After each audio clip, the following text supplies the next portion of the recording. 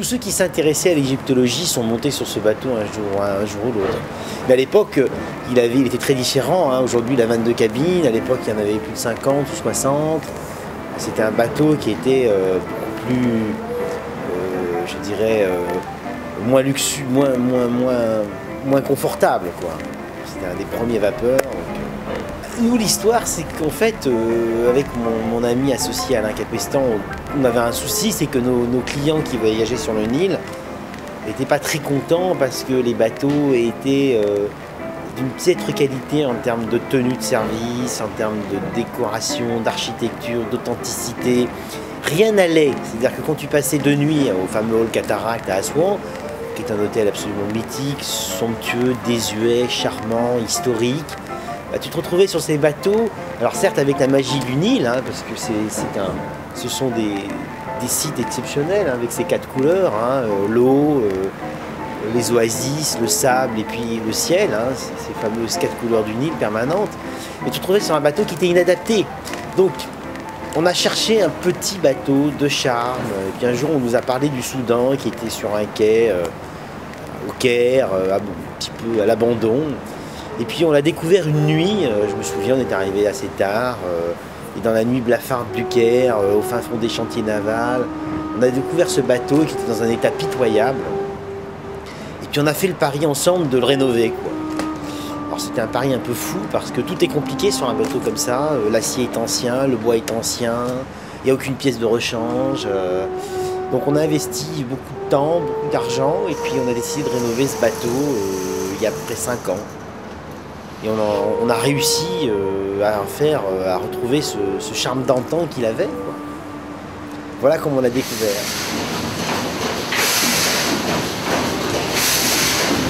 Cette machine à vapeur, il a fallu totalement la repenser, la retravailler, reprendre pièce par pièce, refaire tout un tas de pièces à la main.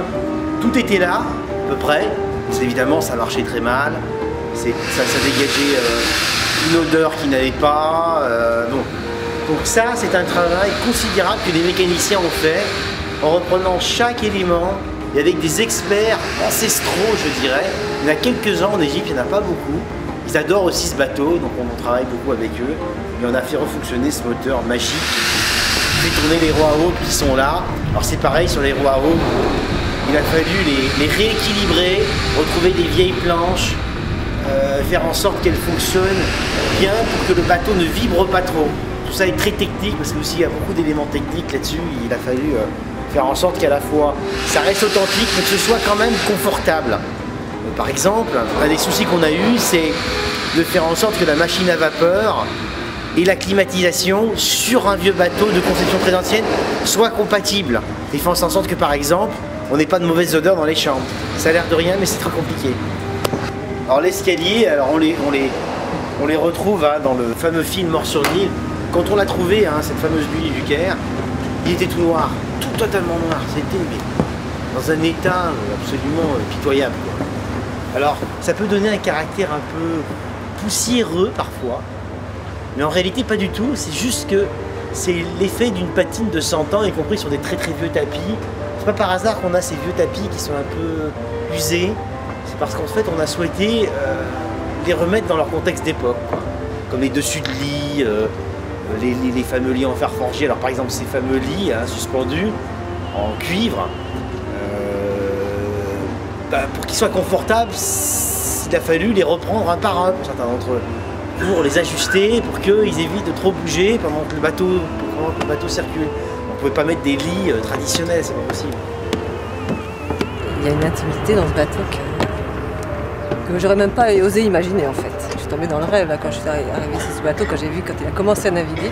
En particulier pour moi, là il y a une magie qui s'est... Mais c'est pas tant la magie des sites que la magie de ce bateau et de son rythme et de cette lenteur. On a l'impression vraiment d'être complètement dans la magie de l'Égypte parce qu'il y a les rives qui défilent et que bon, on voit pas forcément des sites à ce moment-là, mais là on prend le rythme, quoi. On prend le rythme du pays tel qu'il devait être avant et tel qu'il est encore maintenant dans certains endroits. C'est un voyage sur l'histoire du voyage. C'est un voyage sur l'histoire de l'Égypte. C'est c'est quelque chose qui correspond parfaitement à l'état d'esprit de ce qu'on aimerait que tous nos voyages soient, c'est-à-dire des vraies choses authentiques qui correspondent à la vérité d'un moment, d'un pays à un instant donné.